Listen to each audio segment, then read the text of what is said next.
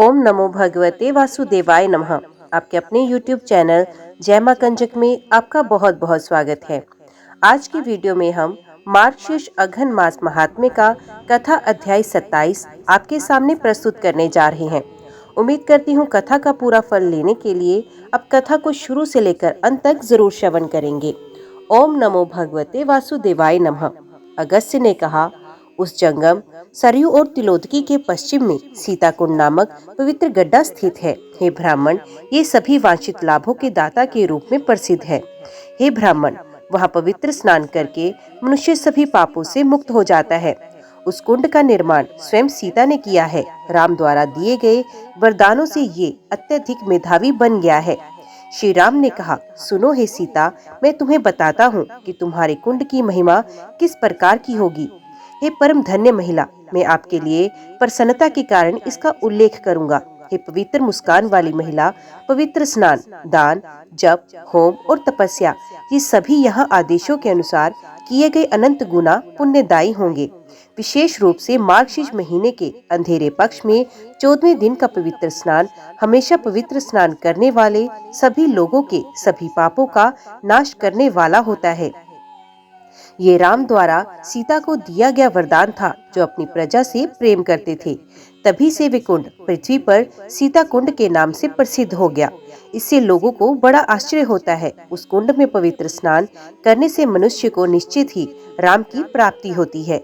यदि कोई पवित्र स्नान करता है, दान देता है और विशेष रूप से तपस्या करता है, यदि वे गंध, माला, धूप, रोशनी और विभिन्न प्रकार के विस्तृत और शानदार प्रसाद और सेवाओं के साथ राम और सीता की पूजा करता है, तो वे मुक्त हो जाएगा।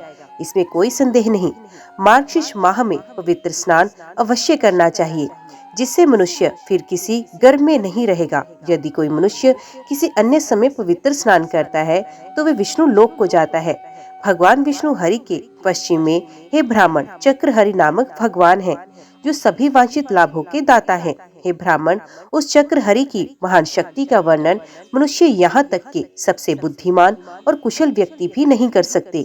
इसके पश्चिम में हरि स्मृति नाम से प्रसिद्ध विष्णु का पुण्य तीर्थ है। ये मोक्ष रूपी सर्वोत्तम फल देने वाला है। उस भगवान के दर्शन मात्र से मनुष्य सभी पापों से मुक्त हो जाता है। इन दोनों के दर्शन से देहधारी प्राणियों के सारे पाप, अर्थात मनुष्य पृथ्वी पर जितने पाप करते हैं, सब नष्ट हो जाते हैं। पूर्व में जब देवताओं और असुरों के बीच एक अत्यंत भयानक युद्ध हुआ था, तो देवताओं और द्वारा परास्त कर दिया गया था, जो वरदान प्राप्त करने के कारण घमंड से फूल गए थे। जैसे ही देवता भागे, उनके नेता हारा ने उन सभी को रोक दिया। कबल आसीन भगवान को सर पर रखकर उन सभी ने विष्णु की शरण ली, जो दूध के सागर में शेषशय्या पर लेटे थे। लक्ष्मी अपने हाथों से भगवान के कमलों जैसे पैरों को सहलाते हुए उनके पास बैठी थी। नारद सहित उत्कृष्ट ऋषियों द्वारा भगवान के महान अच्छे गुणों की प्रशंसा की जा रही थी। गरुड़ ने बिना रुके उनकी स्तुति की, जो उनके सामने श्रद्धा से हथेलियां जोड़कर खड़े थे। उनके वस्त्र दूध सागर की लहरों से ऐसे अंकित हो रहे थे, मानो कि बूंदों से वे मोतियों की माला की तरह दिखने वाले सितारों की एक बड़ी माला से चमक रहे थे। उन्होंने पीले वस्त्र पहने थे। वे मुस्कुराहट से भरे हुए थे और अपने दयालु स्वभाव की अभिव्यक्ति से देदीप्यमान दिखाई दे रहे थे। उनके कानों में मोतियों से जगमगाते बड़े बड़े कुंडल थे। ऐसा प्रतीत हो रहा था उनके चारों ओर श्वेत दीप में उनके उगने वाली रत्नों से जड़ी एक चमकीली लता है। उसके सर पर माणिक की अंगूठियों वाला एक मुकुट था। उन्होंने अपनी छाती पर कौस्तुभ के साथ तेज का आभा मंडल धारण किया, जिससे सूर्य देव का ये डर दूर हो गया कि कोई और राहु है। इसका रंग गहरा लाल था। इससे ऐसा प्रतीत हुआ मानो उन्होंने एक और चार मुख वाले ब्रह्मा के निर्माण पर विचार किया है। मन में विनम्रता रखकर शिव ने उनकी शरण ली और उनकी स्तुति की। उस समय पूरी पवित्रता मन के साथ शंभु ने देवों के सभी समूहों की संगति में सूरों के शत्रुओं के विजेता विष्णु की स्तुति की। हे प्रभु, आप भक्तों के संसार सागर से पार उतारते हैं। गरुड़ को सुख देने वाले भगवान, आपको नमस्कार है। मोह के गहन अंधकार को दूर करने वाले चंद्रमा हरि को नमस्कार है। मैं संपूर्ण ज्ञान के रत्न की चमकती चमक, मन से जुड़ी चांदनी, भगवान के प्रति समर्पण से भरे मन के बगीचे में बहने वाली नदी का सहारा लेता हूँ। मैं सहारा लेता हूँ उत्साह की शक्ति जो चंचलता से चमकती है, जो तीनों लोकों में व्याप्त है और जो सभी जीवित प्राणियों और जानवरों की प्रारंभिक अवस्था है। ये वैष्णवी शक्ति है। गिरने वाले प्राणियों के लिए वे वाणी जो हवा द्वारा उछाले गए कमल की पंखुड़ियों की तरह सीमा पर रहते हैं। स्थिरता का एकमात्र कारण हरि स्मृति है। उत्तम ज्ञान की किरणों के समूह वाले सूर्य देव के स्वरूप को नमस्कार है। भगवान को प्रणाम जो हृदय के गौरवशाली कमल को खोलने का कारण बनता है। योगियों के उस शाश्वत लक्ष्य को, स्वयं के स्वामी को नमस्कार। उस महान प्रभु को प्रणाम जो चमक और अंधकार से परे है। यज्ञ के प्रति श्रद्धा प्रभु के लिए जो हविष का भागी है। ऋक, यजुस और सामन रूप वाले भगवान को, सरस्वती द्वारा प्रशंसित दिव्य अच्छे गुणों वाले भगवान को नमस्कार। शांत व्यक्ति को नमस्कार। धर्म के भंडार को नमस्कार। अमृत की प्रकृति के क्षेत्रज्ञ आत्मा को नमन। उन भगवान को नमस्कार जिन्होंने शिष्यों के बीच योग का मार्ग स्थापित किया। जीवों, व्यक्तिगत आत्माओं के एकमात्र कारण को नमन। माया के भयानक निर्माता को प्रणाम। 1000 सर वाले को प्रणाम। यौगिक निद्रा में लीन आत्मा को नमस्कार। उस भगवान को नमस्कार जिनकी नाभि से ब्रह्मांड के निर्माता कमल आसन उत्पन्न हुआ। जल के रूप में कारण जो है और जो ब्रह्मांड के भरण पोषण का जो कारण है, उस एक को नमस्कार। उस शक्तिशाली को प्रणाम जिसका अनुमान केवल प्रभाव से ही लगाया जा सकता है। जीव को, परम आत्मा को प्रणाम। सभी जीवित प्राणियों के रक्षक को प्रणाम। जीवित प्राणियों के प्राणवायु को, ब्रह्मांड को, निर्माता को प्रणाम। अभिमानी सिंह के भौतिक रूप में प्रभु को प्रणाम। दैत्यों के विनाश के कारण वीरों के अनुकूल भगवान को नमस्कार। असीम गहन मन वाले प्रभु को, ब्रह्मांड का रूप धारण करने वाले भगवान को नमस्कार। उस भगवान को प्रणाम जो सांसारिक अस्तित्व के कारण जो अज्ञान के महान अंधकार को काट देता है। अकल्पनीय तेजस्ता वाले भगवान को नमस्कार। हृदय की गुफा पर कब्जा करने वाले प्रभु के लिए रुद्र को, महान पुनरुद्धारकर्ता को नमन। शांत व्यक्ति को प्रणाम। मोक्ष के दाता को, जिसमें उथल पुथल शांत हो गई। उस व्यक्ति को प्रणाम जो अन्य सभी जीवित प्राणियों से अलग और अलग है। हर चीज के समान आत्मा को प्रणाम। मैं उन विष्णु को प्रणाम करता हूँ जिनका रंग नीले कमल के समान गहरा है, जिनके पास दीप्तिमान तंतु का सुंदर आकर्षण है, जो कौस्तुभ रत्न धारण करते हैं और जो आंखों के लिए अमृत है। अगस्त्य ने कहा, इस प्रकार स्तुति करने पर वरदाता गरुड़ चिन्ह भगवान मन में प्रसन्न हो गए। दयालु भगवान ने सभी देवों पर अपनी अमृत में दृष्टि बरसाई। ये मधुर वचन उन्होंने सुरों से कहे, जिन्होंने बड़ी नम्रता से सर झुकाए। भगवान ने कहा, देवों, आप ध्यान के माध्यम से जो कुछ भी सोचते हैं, मैं वे सब जानता हूँ। मैं जानता हूँ कि आपके क्षेत्र पर उन दैत्यों द्वारा हिंसक बल से हमला किया गया है, जिन्हें अपनी क्षमता पर लड़ने पर गर्व है। शक्तिहीन लोगों की वीरता को अधिक बल और शक्ति वाले शत्रुओं ने वश में कर लिया। अब मैं तुम्हें अधिक शक्ति प्राप्त करने के उद्देश्य से तपस्या करूंगा। मैं अयोध्या नगरी में जाकर उत्तम तपस्या करूंगा। मैं वहां अव्यक्त रहकर तुम्हारा तेज बढ़ाने और दैत्यों का दमन करने के लिए तपस्या करूंगा। तुम भी अशुद्ध मन से शीघ्र अयोध्या जाकर घोर तपस्या करो। हे देवताओं, दैत्यों के विनाश के लिए तपस्या करो। अगस्त्य ने कहा।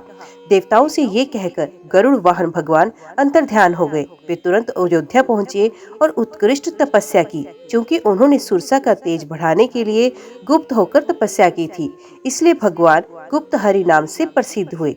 भगवान जिस स्थान पर प्रारंभ में हरि के हाथ से सुदर्शन नामक चक्र गिरा, उसे चक्रहारी के नाम से जाना जाता है। इन दोनों के दर्शन मात्र से मनुष्य सभी पापों से मुक्त हो जाता है। हरि की शक्ति से देवगण अत्यंत तेजस्वी हो गए।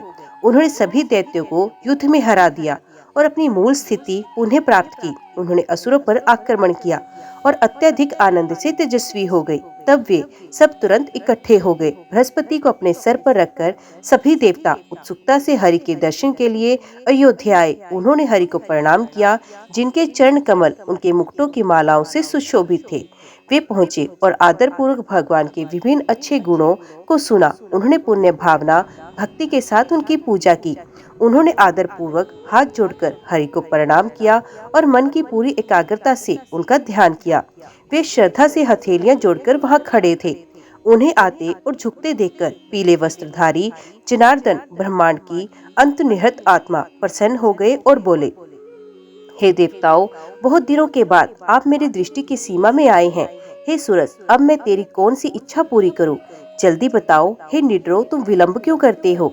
देवताओं ने कहा, हे भगवान, हे देवों के प्रमुखों के भगवान, हे ब्रह्मांड के भगवान, अब आपके कारण सभी कार्य पूरे हो गए हैं। फिर भी हे भगवान, आपको हमारी सुरक्षा के लिए हमेशा यहाँ रहना होगा। तुम्हें हमारी इंद्रियों पर विजय प्राप्त व्यक्ति की भांति यहाँ उपस्थित होना चाहिए।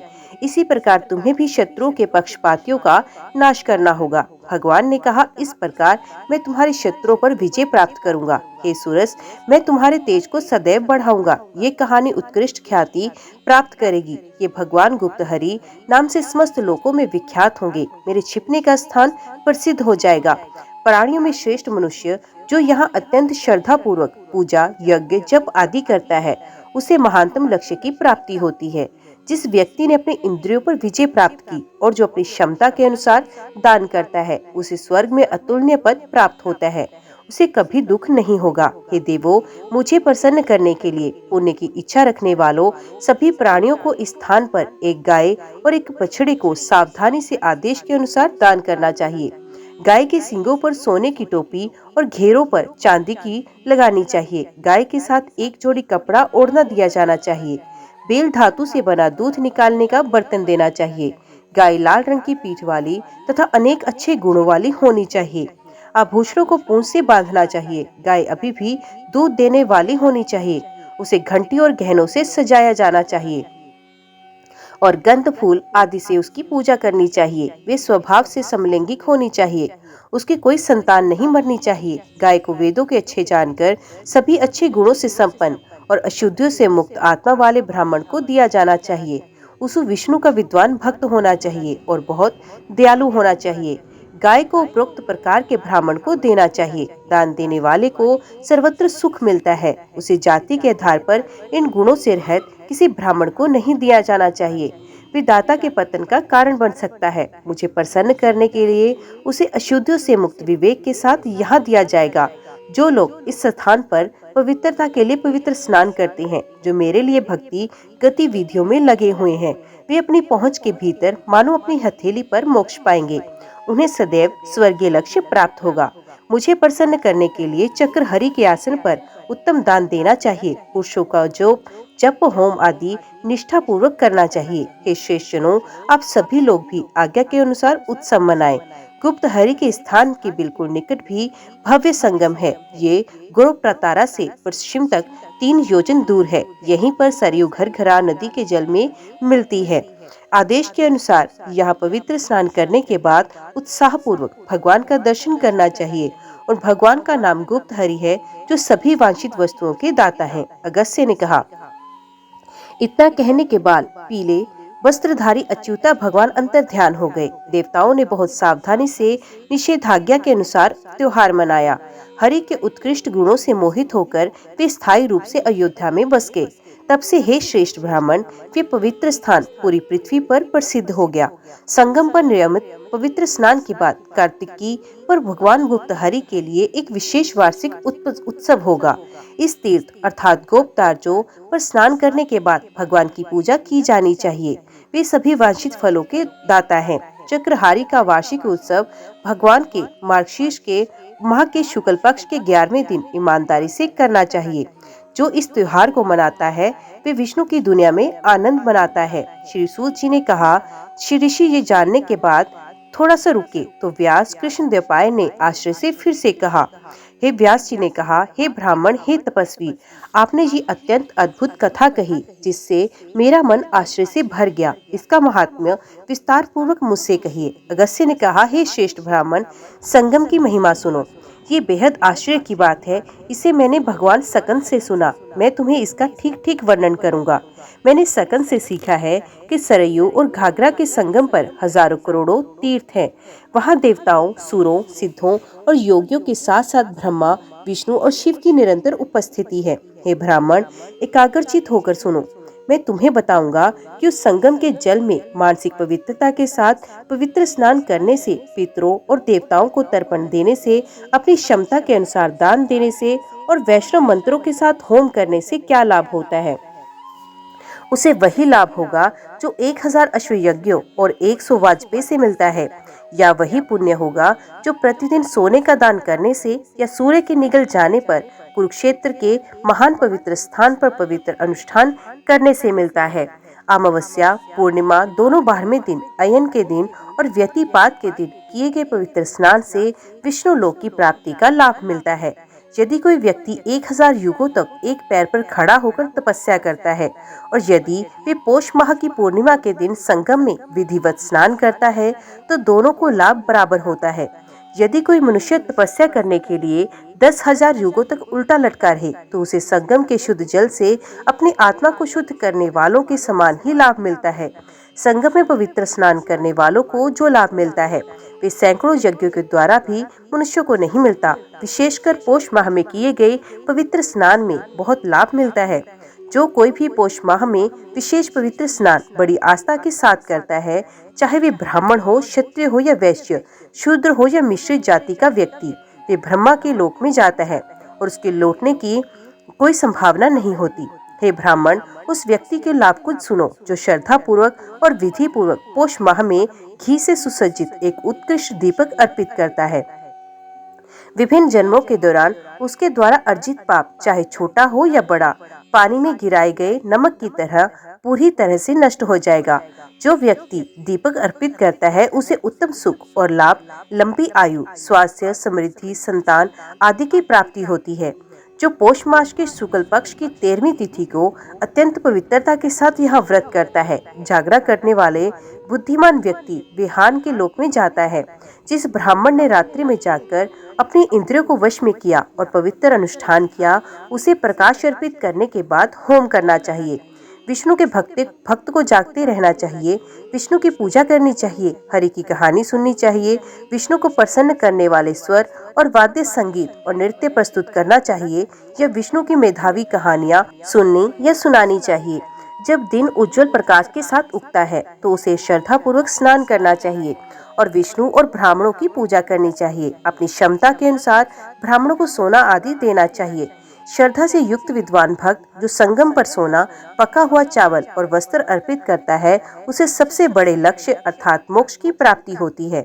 जागरण संस्कार पुण्य कर्म में लगे व्यक्तियों को हर वर्ष करना चाहिए। हरि का भजन करना चाहिए। मनुष्य को अपनी क्षमता के अनुसार ब्राह्मण को अच्छी तरह से संतुष्ट करना चाहिए, जिससे विष्णु बहुत प्रसन्न होंगे।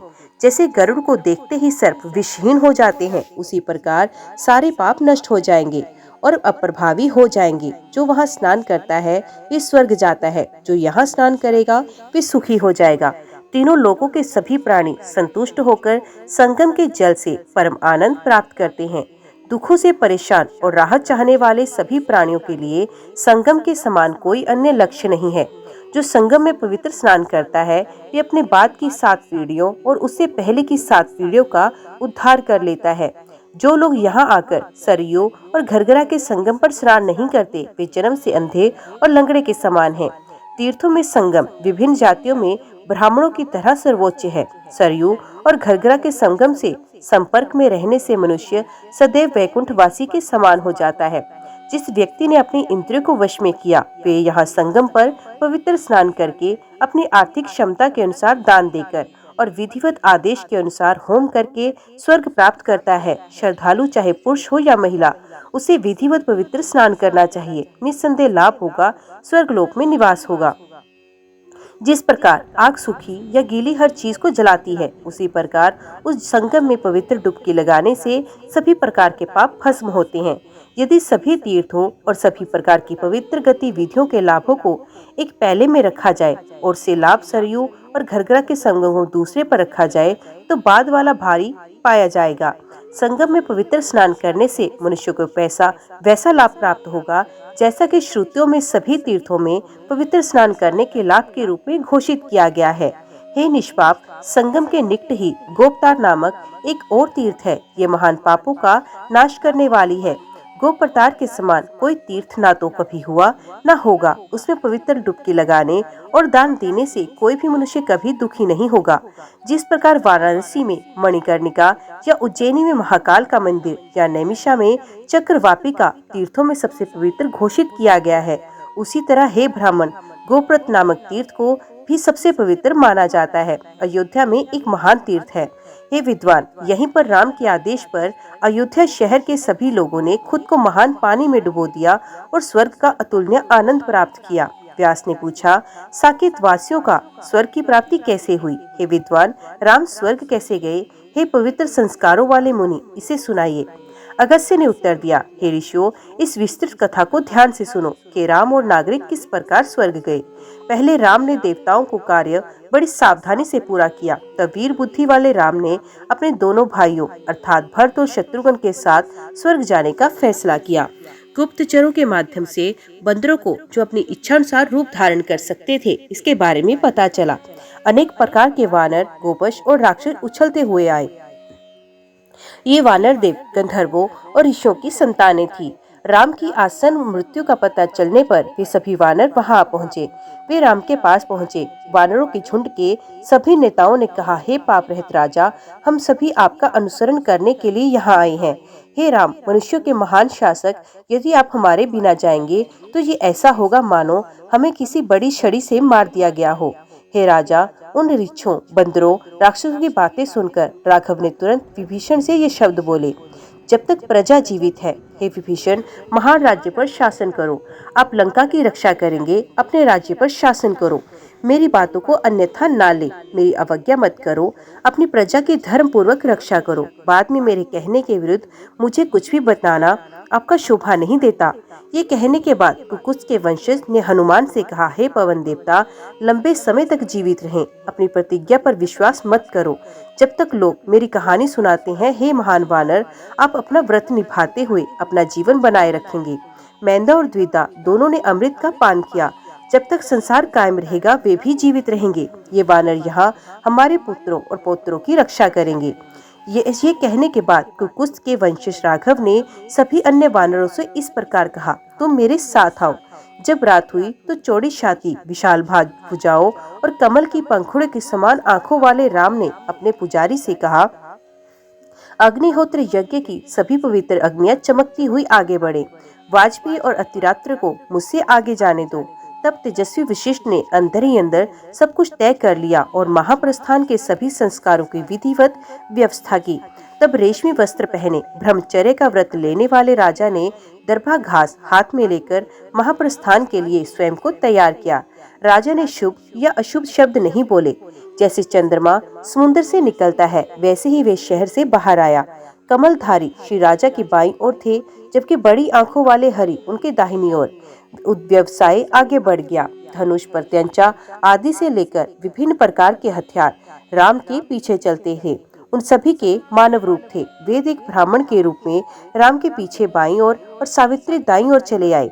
ओंकार और वंशकार ने भी राम का अनुसरण किया। पुण्य आत्मा ऋषियों और सभी पर्वतों ने राम का अनुसरण किया, जो स्वर्ग द्वार पहुंच चुके थे। आंतरिक के सभी महिलाएं कुकाकुस्थ के वंशज का अनुसरण करती हुई, जिनमें बूढ़ी महिलाएं, बच्चे, दास, परिचारक और संतरी शामिल थे। शत्रुघ्न के साथ भरत भी अपने भीतर की स्त्रियों के साथ आगे बढ़े। राम के आगे बढ़ने पर रघु की पूरी जाति आगे बढ़ी। इसके बाद श्रेष्ठ आत्मा वाले ब्राह्मण अग्निहोत्र यज्ञ के साथ अपनी पत्नियों और पुत्रों के साथ काकुस्थ के पीछे चले। मंत्री अपने नौकरों, पुत्रों और रिश्तेदारों के साथ, वे सभी अपने अनुयायियों के साथ राघव के पीछे चले। तब प्रशासन के सभी सदस्य शालीन आचरण और अच्छे गुणों वाले और प्रसन्न और सुपोषित लोगों से घिरे हुए। जैसे ही राम आगे बढ़े, उन्होंने उनका अनुसरण किया। उनके पुत्रों और रिश्तेदारों सहित सभी प्रजा राघव की अनुयायी बन गई। उन्हें पापों से रहित देखकर स्नान के बाद उन्हें श्वेत वस्त्र पहनाए गए। वे सभी नियंत्रित मन के थे। उन्होंने हर्ष व्यक्त करने वाली कोलाहलपूर्ण ध्वनियां निकालते हुए राघव का अनुसरण किया। कोई भी व्यथित या निराश, भयभीत या दुखी नहीं था। वे सभी बहुत प्रसन्न थे और बहुत ही आश्चर्यचकित थे।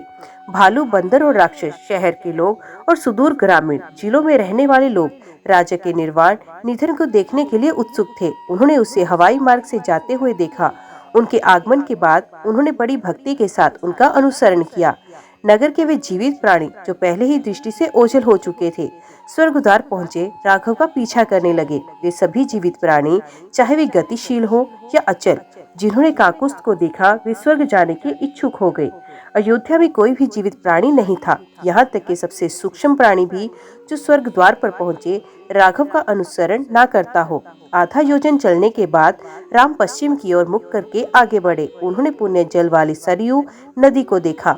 उस शुभ घड़ी में लोगों के पितामह ब्रह्मा राम के पास आए, जो स्वर्ग द्वार के पास आए थे। उनके साथ सभी देवता और महान आत्मा वाले ऋषि भी थे। उनके चारों ओर सैकड़ों सैकड़ों करोड़ों दिव्य हवाई रथ थे, जो आकाश को प्रकाशित कर रहे थे। मेधावी कार्यकलापों से युक्त स्वयं प्रकाश महानुभावों के कारण वहां एक उत्कृष्ट तेजस्वी तेज था। शुभ सुगंधित और सुखद हवाएं चली। प्रचंड वेग से हवा के झोंके के साथ फूलों की शानदार वर्षा हुई। उसी समय गंधर्वों और अप्सराओं के साथ सूर्यदेव भी आए। राम ने सरयू के जल को अपने पैरों से छुआ। इसके बाद ब्रह्मा ने देवताओं के साथ मिलकर स्तुति करना शुरू किया। वास्तव में आप विश्व के स्वामी हैं। आपको कोई नहीं जानता, लेकिन मैं, हे चौड़ी आंखों वाले प्रभु, वे हूँ जिसे आपने पहले ही स्वीकार किया। आप महान, अकल्पनीय और शाश्वत हैं। हे महान शक्ति के स्वामी, अपने उस शरीर में प्रवेश करें जिसे आप दुनिया को बनाए रखने के उद्देश्य से अपनाने की इच्छा रखते हैं।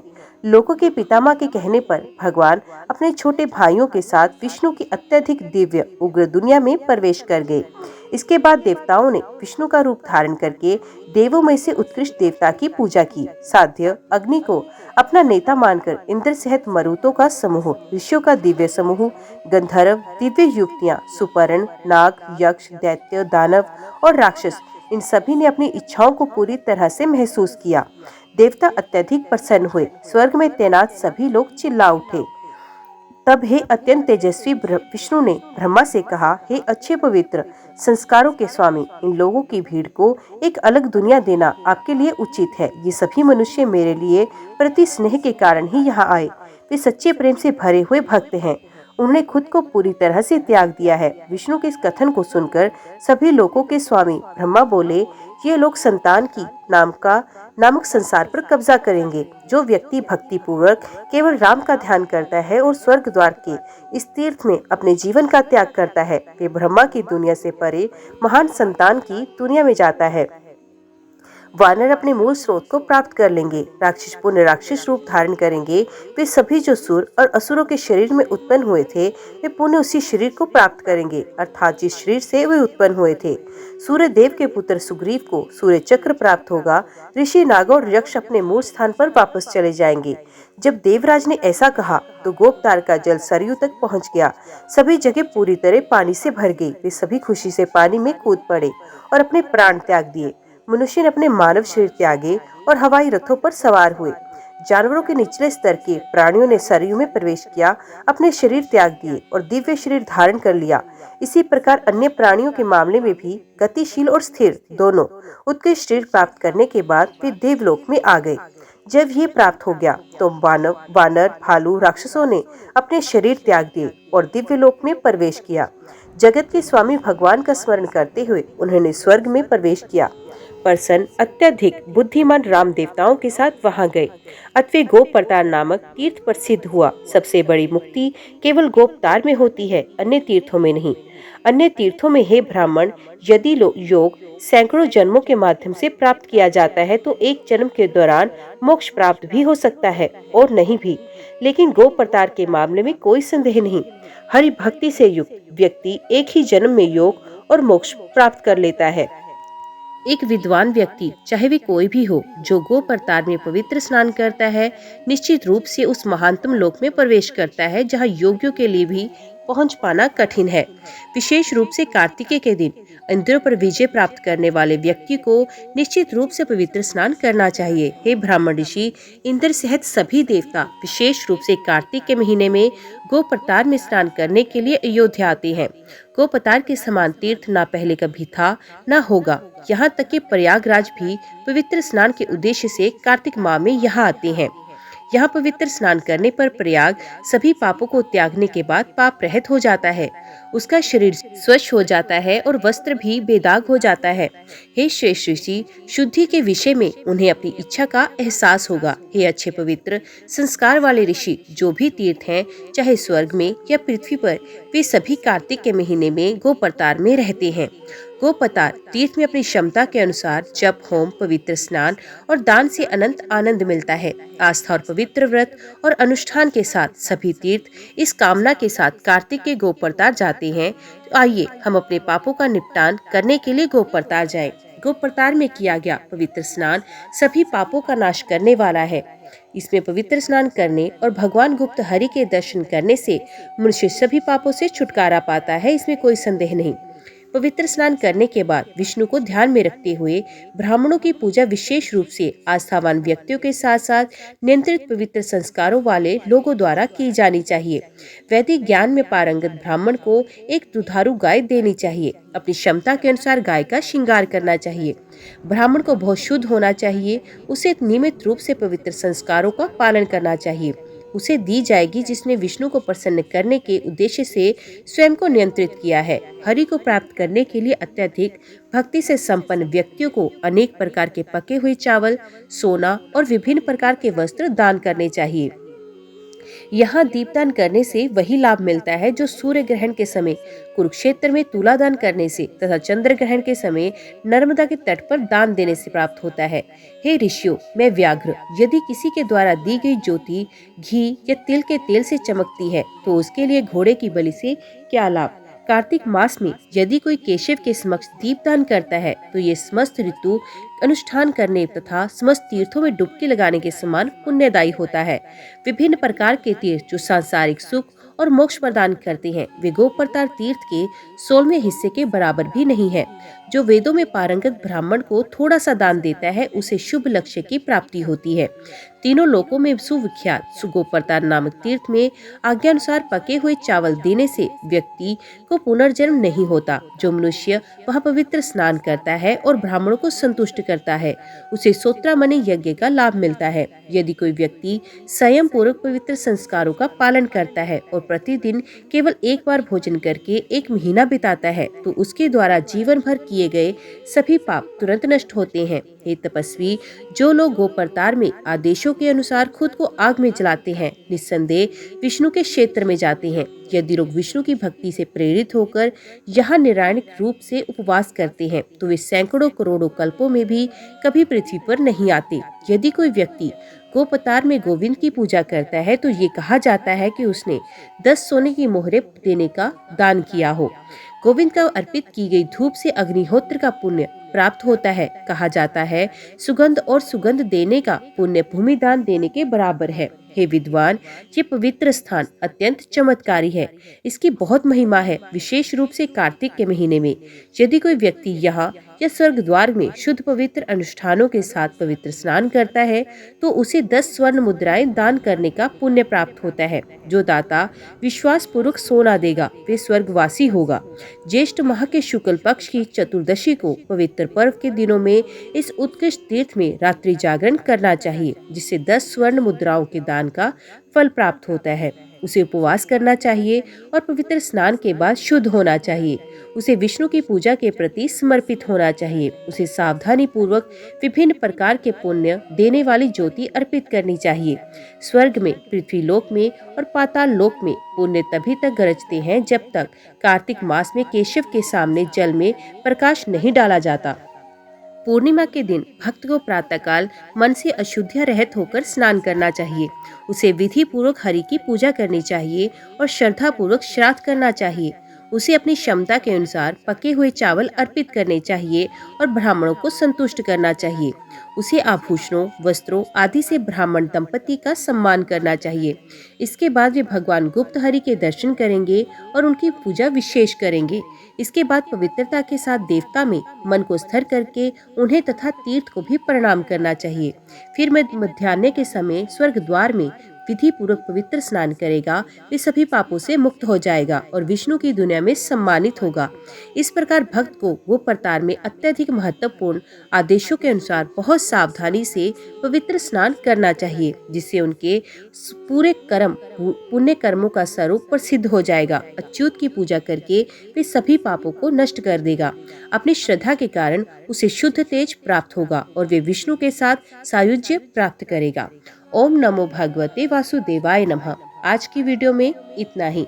उम्मीद करती हूँ वीडियो आपको पसंद आई होगी। जय श्री कृष्णा लिखकर कमेंट बॉक्स में अपनी हाजिरी और अपने सुझाव देना ना भूलिएगा। तो मिलते हैं अगले अध्याय अगली कथा के साथ। तब तक के लिए देखते व सुनते रहिए। जय मां कंजक, जय माता दी।